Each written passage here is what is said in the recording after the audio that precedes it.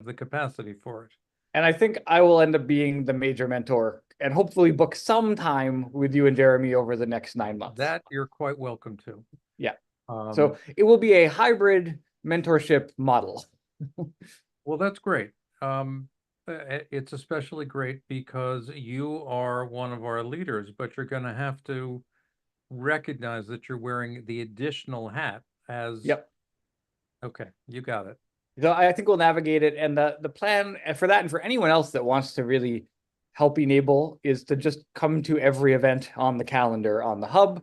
And I think you'll learn about a lot of interesting projects every week, particularly the town halls that round up all the new projects that come in.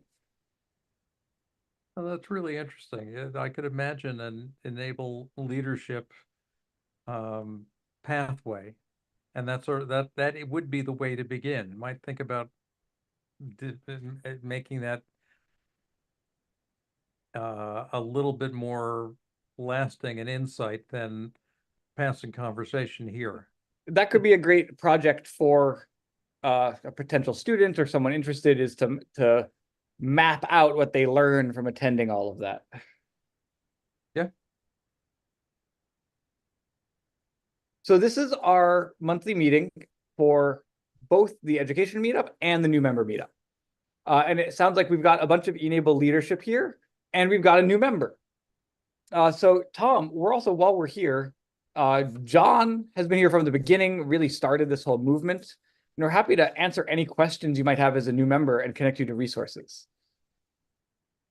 That's great. One question I had was when I finished I've done 2 hands on that ender, but I'm switching production to that X1C, just much more reliable, easier to maintain and such.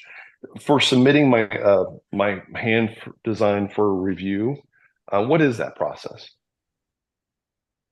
I can pull out a link, but maybe Tom or Sarah could talk through it too. Or I can also talk through what I remember. I shared this link recently with some people. Basically, you make a video of it moving, but there's also a Google form to fill out. Okay. And I think there's some resources up there. I haven't been to the website for a little bit, explaining that process, submitting the video. But yeah, I'll look into that there. And Sarah's been a great help too. I was trying to get involved a few months back, and work was preventing it. So hopefully I'll have a little more time now. Do you know if you have a local chapter as well? I work out of Fort Worth primarily, and I haven't seen one up there. But I will look. So that's see if one there's thing something. one thing you could definitely do is, I found a local chapter. I found the link for that. Here's how to do that. And somewhere on the hub, there's also how to get badged on the hub. So a lot of this is organized through the e-NABLE hub, which if you found this meeting, you know how to navigate the hub and you have an account. The Right. calendar has the weekly meetings. There is somewhere in the general threads that we could link to how to get the badge as a maker, which allows you to start matching with people. Right. And then there's 2 links there on how to form a chapter. I think most of these are filling out a Google form and showing things you've made. Okay. Thank you. The hardest thing though, so we had a club at our university that was very active for several years, probably about 12 or 15 hands for people that needed hands. And they coordinated all of that through the hub several years ago. And it was a lot of asks per contact. So they had to reach out to a lot of people to get one client to work with. What you could also do is get the badge and then just look through the hub. I saw a couple of requests this week for help making hands or for parts for hands. And I think some of that is the fabrication, like the tools you have on the table. There's also some questions about how to adapt the files or what file to start with. So on the device catalog, I think we're several hundred devices now.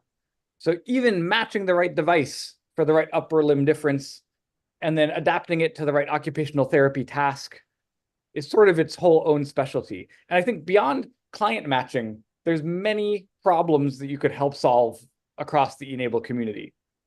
From that, That's like great. finding Yeah. the right device. Also, if you're a maker and you want to run those machines and get as much good done as possible, one thing you could do, make one of each. And not just for you to have, but maybe to send to other sites as like a menu of offerings. A lot of Oh, times when cool. you Yeah. match with someone, they could be like, oh, actually, we have a lot of clients. We need to show what's possible. I got you. Okay, good. And one thing too, I plan to be very global. I'll Yeah, have the capability for traveling around the world. cool. So because I had seen when I did initial research, like there was one case in England, but there was nobody that could help out for a couple years and Yeah, things like that. I wouldn't mind traveling to help those in need, kind of thing. Yeah. super cool. No, and I think there were a couple international requests. And the way the hub works, I think for you, maybe the most interesting meeting to go to would be the town meetings once a week or once every 2 weeks. They're on the hub calendar. Those town meetings, Jeremy goes through every new post on the hub and talks about like who could we connect this to help solve the question. And some of those, I think there were 2 or 3 international people building hands like this week that I saw, that I'm sure Jeremy will think about who to delegate that to. Great. Okay, that sounds good. One thing that my team is trying to help with, it took us 6 years to make maybe Or 12, two 13, about five. 14 hands. Oh, sorry. No, I'd asked also about like 501c3 because a railroad has a matching gift program, but Yeah. the organization has to be recognized, have an EIN with the IRS and all that kind of stuff. And I thought that there was one chapter that had set themselves up as a charity, where gifts could be made and matched by the railroad. There are I think there's a couple. Maybe Sarah knows specifically. I think like e-NABLE DC might be one as well that Madison works with.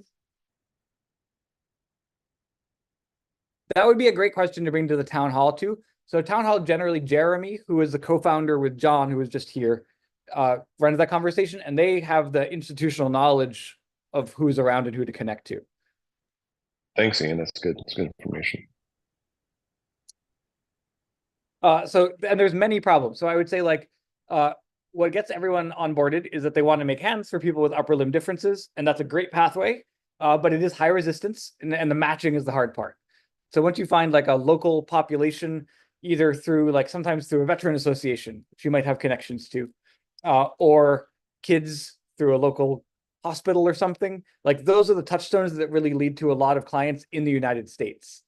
There are other places like Brazil where e-NABLE has been approved by the national healthcare system as a solution where it has not in the US. So it's a little easier to matchmake, but then you have the infrastructure and time zone and everything challenges of working overseas. And there's more and more overseas groups popping up. And Adam Jennings is an actual medical doctor in the e-NABLE leadership who does a lot of the international development and might be able to connect to some of that. What my group is helping with at the university side, we help a lot. We're geeks. We have over 150 FDM machines. We're really good at getting your machine to make stuff really well, software, hardware workflow.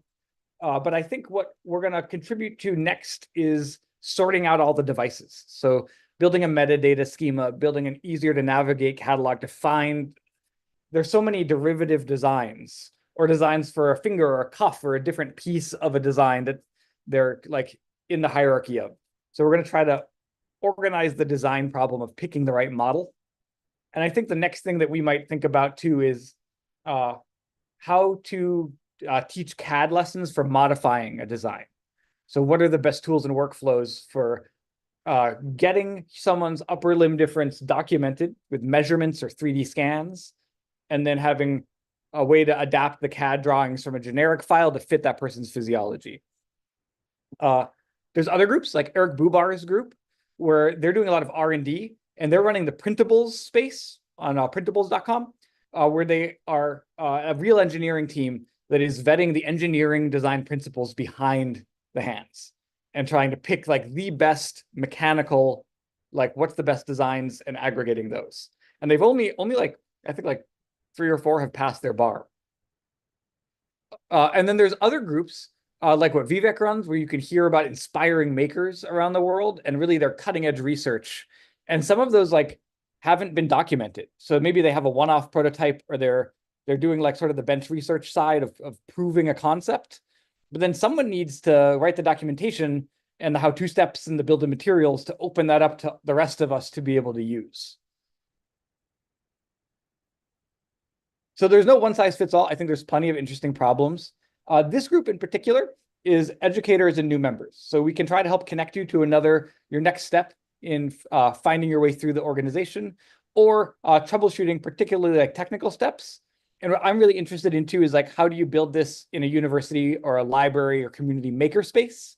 And then how do you build this into curriculum at the K through 12 level or in higher ed?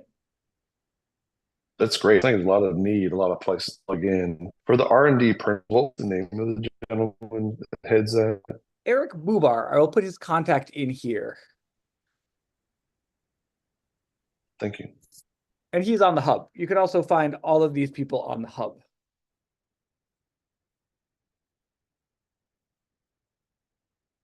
And we had someone else join.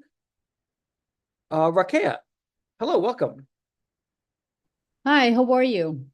Good. Just wanted to give you the opportunity to introduce yourself and anything we might be able to connect to or talk about. Hi, I'm Rokai Hasaballa. I live in New York. I've been lingering around the site for the past 4 or 5 months and printing hands. And I'm just getting to know more the system, how it works. And hopefully I will try to find cases that somebody already claimed and then try it on my own to see if I'm able to do and deliver something and actually send it as a second hand to the recipient so that I can figure out if I'm doing something right or wrong. Also, like 2 months ago, I became a case facilitator. So I'm trying to help with the website this way to try to get cases moving. That's awesome. No, and I think one of the most important things is feedback from you actual people that live in the device. Yes. Some of the groups that have done the best work, we've done a lot of one-offs with our student club, and I'd love to see more feedback loops where you work with the same client over and over and refine it more and more.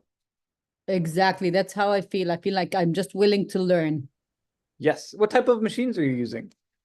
I got gifted for my birthday a Creality Ender 3, so it's a very primitive one, but it was able to produce, and actually I produced like the kinetic hand. It's unbelievable. The quality is unbelievable. It's really good, and the 100% was very big.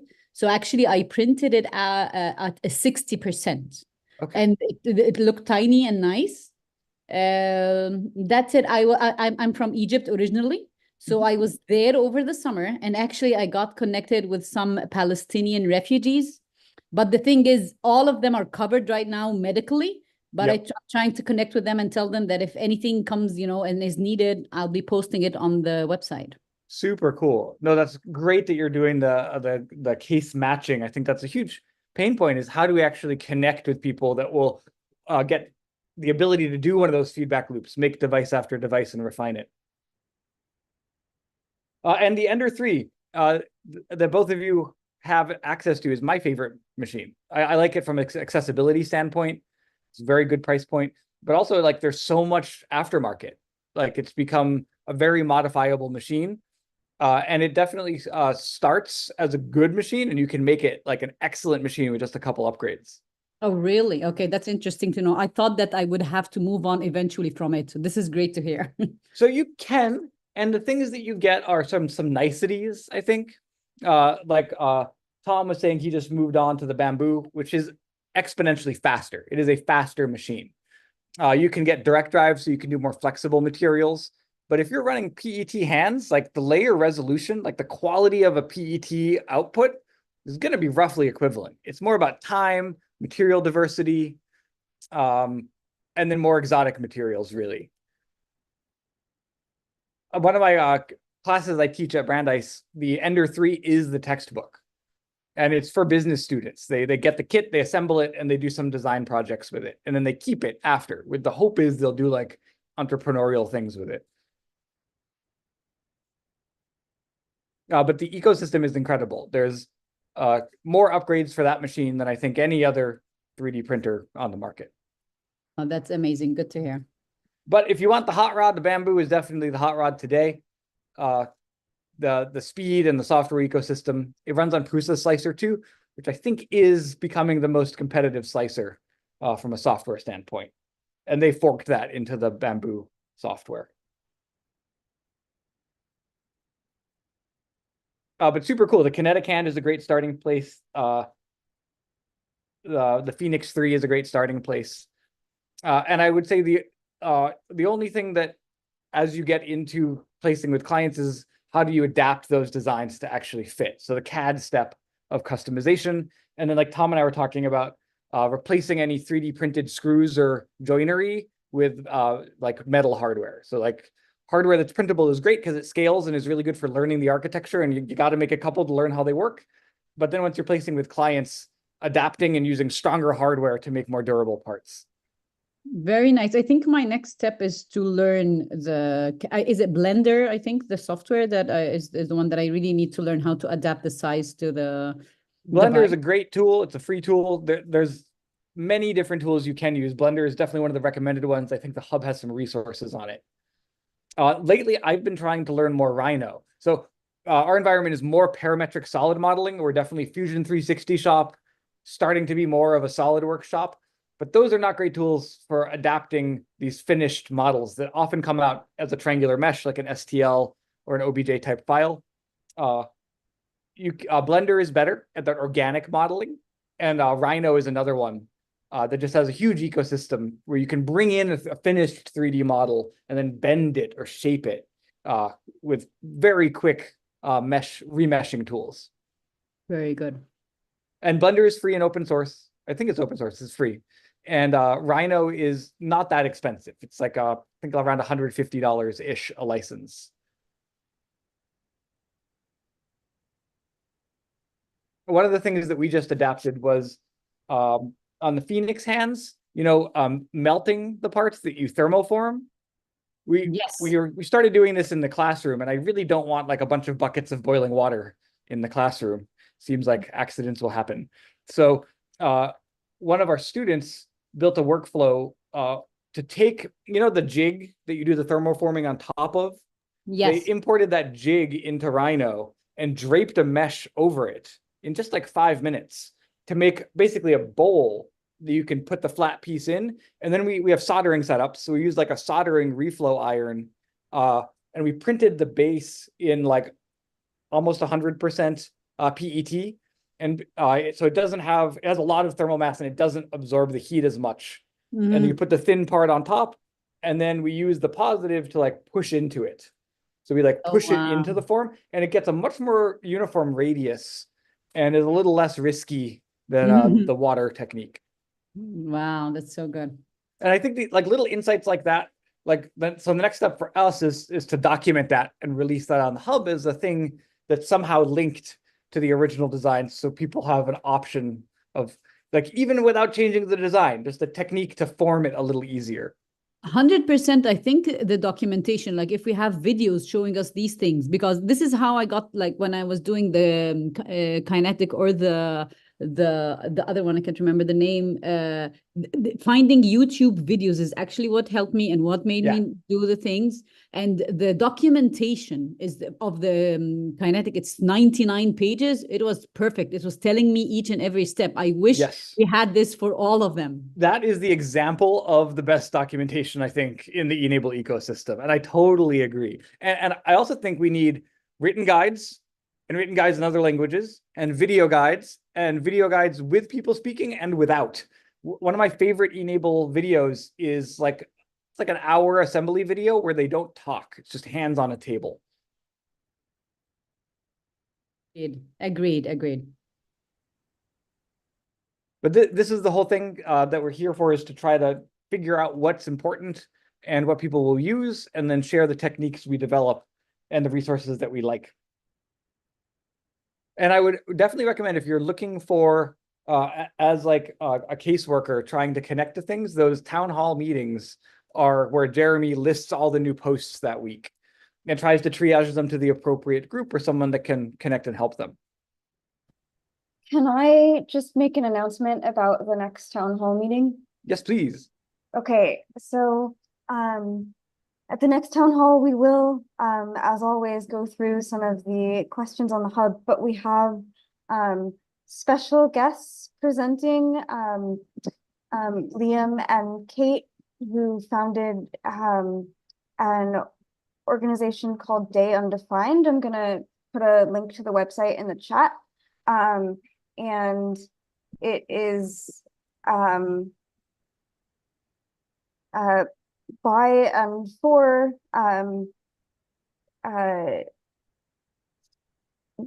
disabled people, you know, all sorts of disabilities represented, and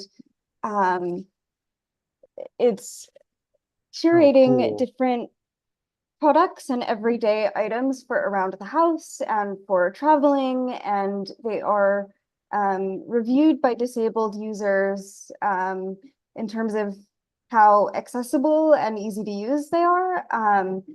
And yeah, so a lot of cooking and kitchen items and just all sorts of things.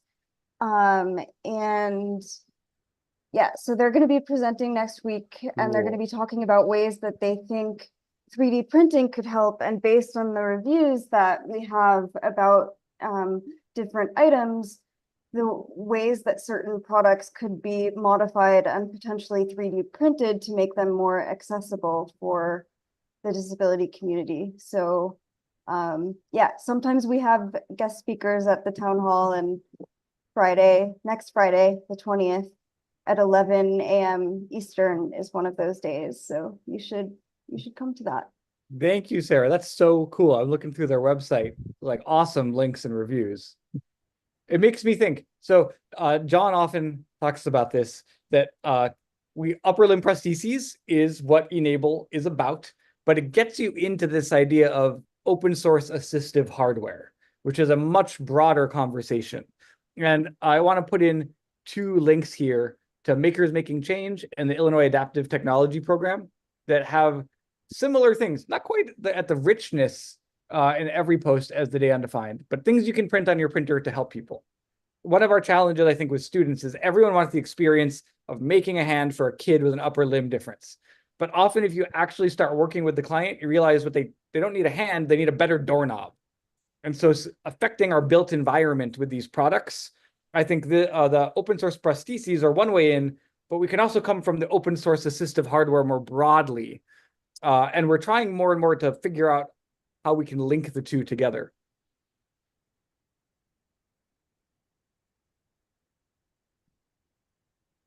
There are collections on a lot of model repositories, but I really like the way that they've organized this Day Undefined site. I think the categories, it's good metadata. And the pictures, I think the pictures go a long way.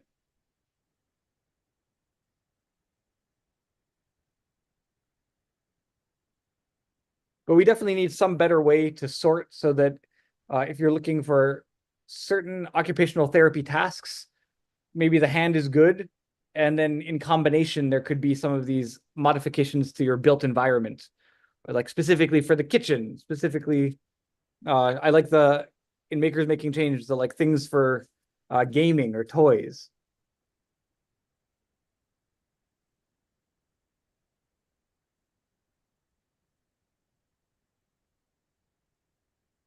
And some of these fairly generic things, I do think that the magic of the 3D printer is the customization, right? So like the ability to adapt to someone's unique physiology.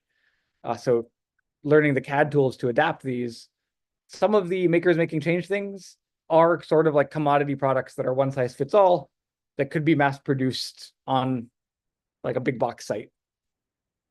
And it looks like Day Undefined has some slightly more refined versions. Sorry, Tom, I see you unmuting. Yeah, quick question. It got me thinking about the hardware for like the Phoenix 3 hand as you scale up. Do you have a list of anything, if you go in a certain scale, bolts and nuts would fit the design, or do you modify it to get them to fit in and for the? So there are some of the tutorials for some of the older hands have some of that. Have you bought one of the kits? The kits have like a basic set. I think there's like a Phoenix V3 kit now on 3D Universe.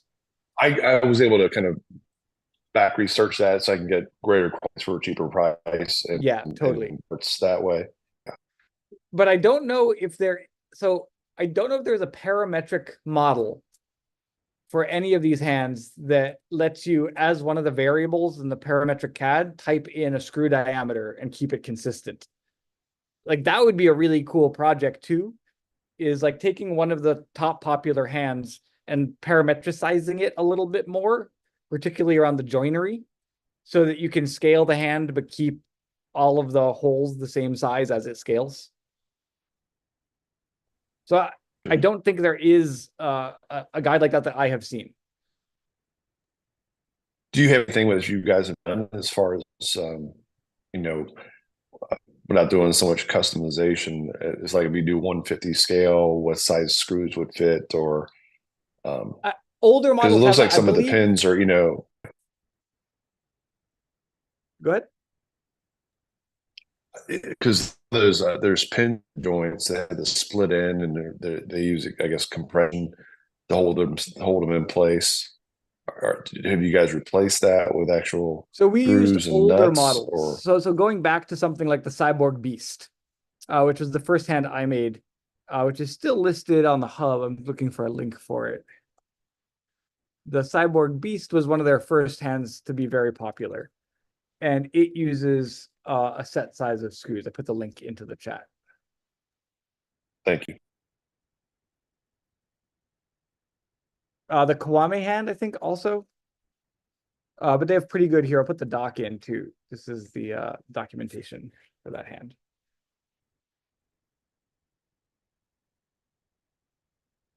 Just trying to get the most robustness possible in a 3D print. Yeah, absolutely. I hate to make something for somebody and it does last days, and like the brace little elastics. Oh yeah, they don't Are there last at all.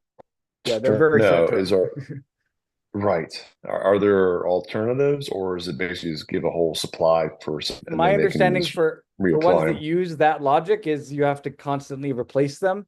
Architecture like the Cyborg Beast, the way that you string the string, you also string an elastic material, which can be much longer lasting. Okay, that helps. Thanks. And again, I'm just kind of getting, so I'm sure there's a lot of information out there once I delve more into it. At the top of the hub, there are the top 5 designs: the Phoenix, V2 and 3, the Kinetic, the Unlimited arm. And I think most of those do consume their rubber bands fairly quickly. Anything on that braces architecture. But if you look through the device catalog for some of the older ones, and some of the like, there's a couple other modern ones in there. The Kwawu arm, I think, is a little more robust. Yeah. I'll put the link direct in there. Thanks, Ian. So what I'm hoping to do in the next 6 months is get a student to organize finding these things a little better sort terms based on things like, could we sort by finger rubber band joinery or finger joinery broadly?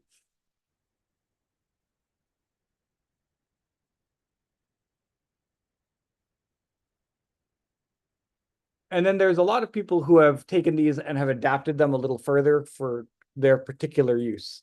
Like at one of these meetings, you'll meet Rick Williams, who does a lot of amazing bespoke designs based on these files, but then going a lot further with their development. But he's another amazing maker who's too busy helping people to document his steps. So another thing I think we could do in education is like pair students with these amazing bespoke medical device makers to write down their materials and their process a little better.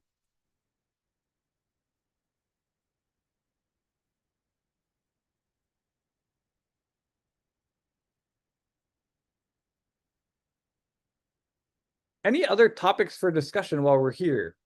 We have another little bit.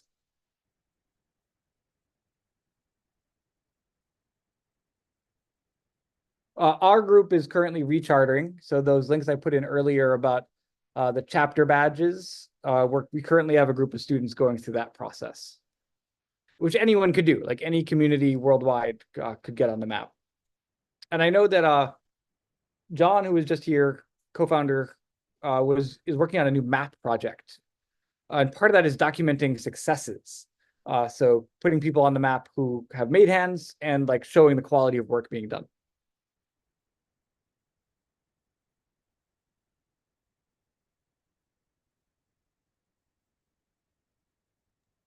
It's great information, Ian. Absolutely. And did you say you have classes at your university for at So Brandeis? so my team runs the maker spaces. So I've been there for 12 years building out the maker spaces, and we run a series of 4 labs where people can come get tools like 3D printers, laser cutters, soldering, robots. And separately, I teach at the intersection of engineering and business. And I've built a couple lessons, so not a whole course, but in our intro to engineering class, uh, there's a bias towards everyone writes documentation, everyone consumes documentation. So we have students assembling Phoenix V3 hands to critique 2 different types of documentation. We want them to read a written guide and a video guide and review them both and say what could be improved, what was the best parts. And it's really a critical review of documentation for engineers, but it's also getting this bias towards making things that help people. And those hands aren't being made for a client, but those students are now the cohort that is reinvigorating our local chapter. So they've got the skills. They have already built a hand that moves in a class. So that barrier for registration on the hub is already happening. And we've found some, like we were saying earlier, you can send your hands to another group. We found some international partners that we can send their hands to as touchstones for them to show like a functioning hand so they can get funding and start building their own local makerspace chapter. So we try to not just have the hand sit in a bucket. One of the challenges I'm trying to do with those students too is like Rhea was saying, make a hand for yourself. Like if you're making things for people with limb difference and you have a regular upper limb, you should be able to live in this device better than someone who has less ability to move their final appendage. So if you adapt it to your own physiology, I think, and then like live in it for a bit, I think is an interesting way to gain empathy for the hardware. That's a great idea because I was thinking about when I first made my first one on my Ender 3, my nephew, who was 9 at the time, I asked him if he would help me, and basically he was whole hand into it like like it was a glove. Yeah. And they got a lot of traction with that, and he could empathize. He saw what I was trying to do. So if I made a little larger scale one for myself, it would help with the design. And I really want to get in to that the Rhino or Blender for resizing. Yeah. What about? I know in Maker's World, you can do videos with your phone. You can upload for being able to do 3D modeling that way. Is there So any you can scan stuff like to get a 3D scan into your modeling process? Right. So there's 2 sides. So traditionally, if you look back to like Cyborg Beast early models, the way to adapt was to take pictures next to a ruler and like a reference picture from a couple different angles of the upper limb difference. And then that picture would be usually imported into one of the CAD programs and you would use the ruler to scale it and then trace. So you would take the original 3D model in and overlay it and have a 2D picture as a light reference. One of the things that I specialize in our makerspaces is 3D scanning. And the phones are getting there. They're okay. And there are some workflows on the hub. We've seen some people do some great work, but the sensors aren't great. They're okay. But you can get like super nice scanners today. And the industrial scanners used for like art preservation and archaeologists are very expensive. They're like in the $20,000 to $100,000 range for a single device. So they're like institutional devices. But this is the first year where I've started seeing products on the market that are almost as good as those in the sub $1,000 price range. And you can see a time within 5 years where this is going to be in all of our pockets. Right? The phones are starting to get there. I think another generation or 2, they're going to be awesome. So you can get the phones to work with a little struggle. I know Dr. Rick Williams, who's on the hub, you could at him, has had some great results doing stuff like that.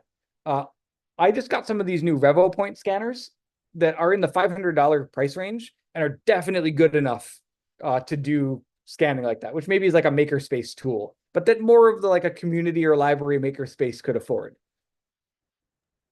That's helpful. Of course, the video audio broke right when you was it Revo? Yeah, here I'll put a Are you link in to the ones I just got. And I'm platform agnostic, and even my vendor was like, these are so cheap, I can't make a profit, just buy them from their store. So I just got this one, the Pop 3 Plus, and it's the first sub $1,000, sub like $10,000 scanner that I've seen that's like could probably do what you're talking about, like at a turnkey kind of setup. They make them in 3 scales. Basically, like the volume of scan goes from like a coin to like a basketball to like a Volkswagen. Like, so you buy the scanner the right scale. I put the link in for the one that's sort of that medium, like human physiology type scale. Thank you. I see it. Yes. And the fidelity isn't quite what you get with one of those industrial scanners, but it's very good. And if you're going to print with it or design with it, it's definitely good enough. And there's a bunch of competitors in this space. I know Creately, who makes the Ender 3, they also make a couple scanners with a similar underlying technology. So 3D scanning broadly, like there's a lot of different underlying technologies. Your phone uses time of flight LiDAR. So sending out a pattern of light and then knowing the speed of light and seeing how long it takes to bounce back into the sensor. This scanner, the Pop 3, and a lot of our high-end scanners use a similar technology called structured light, where essentially it has a little projector and it's projecting a black and white grid over the object, and multiple cameras on this are looking at the deformation of that pattern. What's nice about both time of flight and structured light is scale is built in. It knows its depth of field and distancing, and it knows the space between the grid is projecting, so the data comes back. Those are great technologies for anything you can bounce light off that comes back into a sensor. They don't work as well with shiny or reflective things, but for like a human arm, they would work well. The challenge is getting around it.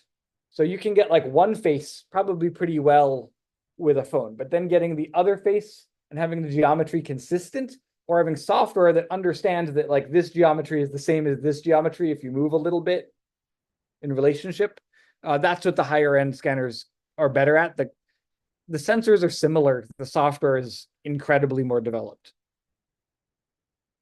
And then the third type of scanning that's starting to be everywhere, it's totally different. Photogrammetry, if you've heard of, is taking 2D photos as the input to get 3D models. So you take like a pattern of photos in a circle, like around your object, and then you put those in the software, and it basically does something like an Instagram filter to make a line drawing and does trigonometry of how the lines move photo to photo. So scale is not inherent in that. You just have geometry. But there's much better color data than a lot of these sensors because the photo data has color and geometry. And there are mobile apps that do all of this now. No structured light, but the time of flight sensor and the photogrammetry can be done on your phone. Right. I think I've used Pulp for the photogrammatic. Am I saying that Yep. right? Yeah. Yep. And then you would need a scale of some sort if you're using that for e-NABLE. I don't think photogrammetry is a great e-NABLE technology yet. It's if you're doing upper limbs, it's just very difficult to get the pattern and to get the scale accurate. But structured light, time of flight, as those sensor types that have scale natively built in, I think the possibilities are getting really good. And you can see a time in a couple of years where they're going to be turnkey.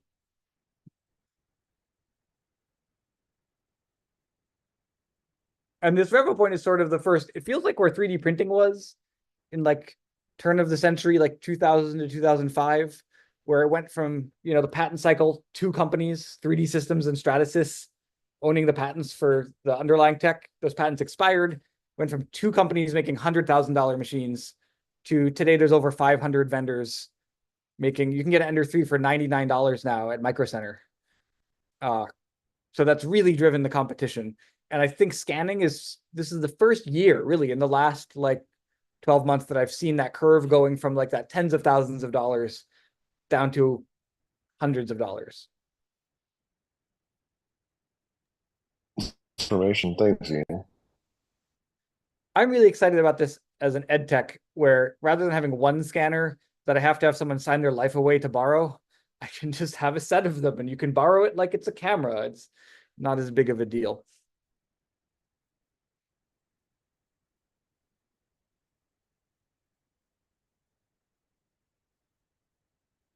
The other cool thing Ian, one other about, question. yeah, go ahead. Besides the Phoenix, the three, is there any recommendations from you as far as what to try to start printing? Yes. That tends to be the most popular time for with limb difference. Yes.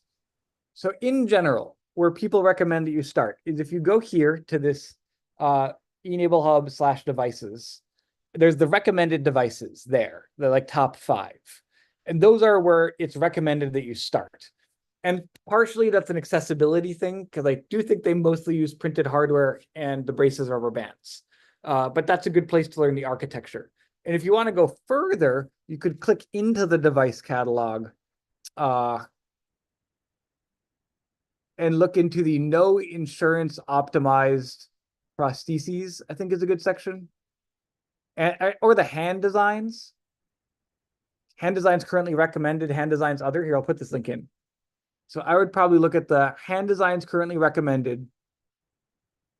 And then the hand designs other are just older legacy ones. A lot of the recommended ones are on the like evolutionary chart where they've inherited the features and the learnings of the no longer recommended ones.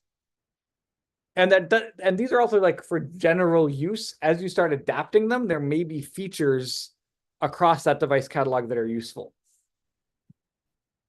Hey, Ian. Yeah. I've had this question for a long time and haven't been remiss in trying to understand what it means. What is a no insurance optimized? What is the So no I don't insurance know. I didn't make that tag. Maybe John or Jeremy would know. But I think my guess is that this is for places where you're not going to get like a $40,000 to $60,000 traditional prostheses. Right. Okay.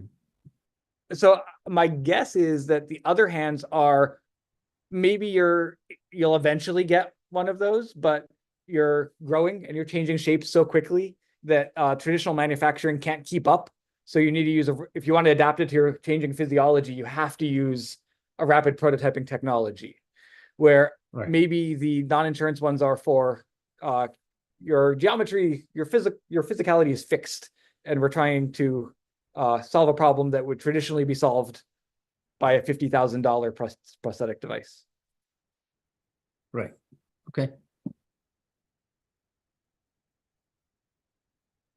Originally, that was one of the big sales pitches for e-NABLE was not just that these are customizable, but that they're rapidly developed so that, like, no matter how much money you have, the best healthcare systems globally, if you're under 18, it's hard to get a prosthesis manufactured because you're growing too fast, that manufacturing lead times means that by the time you get it, it doesn't fit you anymore. Yep. My hook into e-NABLE was a little different. I saw this as a really good example of open source hardware, which is why I'm into like the sorting it and figuring out the pieces. People get how open source software works, like especially generationally, young people understand you can copy and paste software, but how can open source hardware be free? So thinking about this, and then its connection to the broader open source assistive devices.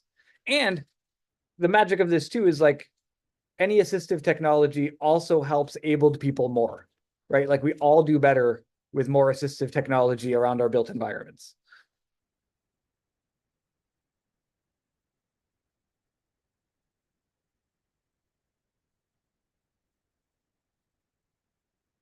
We have time for maybe one more topic. A little under 5 minutes, a little over 5 minutes left. If anyone else wants to bring another discussion forward.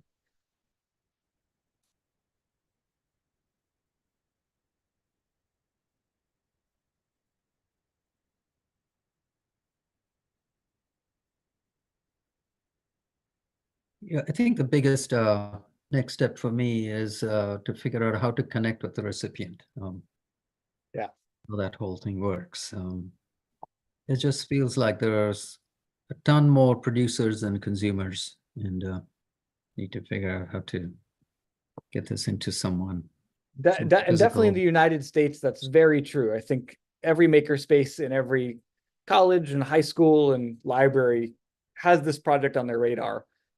And the medical Yeah. system and insurance system makes it so that it's not as easy to navigate to a client. But internationally, I think that's the opposite. I think there's less makers and more need. And then we need people like Yep. Rhea to help connect us to those cases. Right.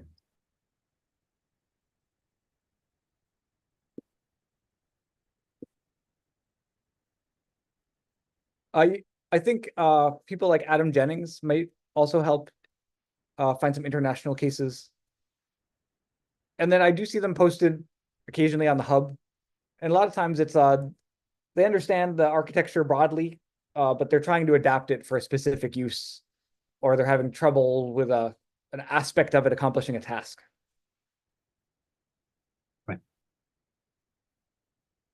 Different question. I thought, and I've been out of the loop for a while. I thought there was a effort to create a new website or new portal. Yeah, there is. Is that, so e-NABLE up France and is running, doing that. or- I don't think it's up and running yet, but I think it's Oh. like it's under a lot of development. I think they've gotten pretty far with it. Okay. I don't know if Sarah knows where they are. I would ask Jeremy or John. Yep.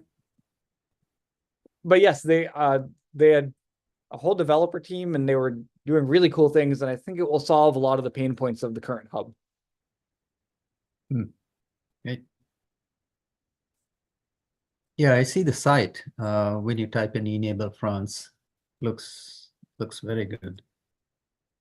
It was missing a couple of key features to totally take over for everything, but yeah, their web design is beautiful. Hmm. You So it's that- mentioned, it's- Go ahead. sorry. I was just going to say, was it the name of the person for the international is for making contact? Adam Jennings, and he's on the hub. Here, I'll type it in. Actually, Adam Jennings is no longer with us. Oh no. So- So then I don't know. Sarah, do you know who would do the international side? I think Post on the I hub? I mean, yeah, post on the hub, and I can do my best to connect people and help with that. Thanks. So. Well, it was nice to talk to all of you. We monitor the hub in those town meetings to try to aggregate. So if we try not to drop any questions, but you can always direct message to the hub too, or come to one of these meetings where it's great to have some real-time back and forth conversation. Those town halls are definitely where I've been learning the most about the problems of the community. And there's so many different things. Hopefully you can all find a different way in. There's plenty of different specialties to contribute to and hopefully make an impact. But thank you all for spending the hour with us today. It's been great to meet some new folks and catch up with some old folks too. Thank you so much.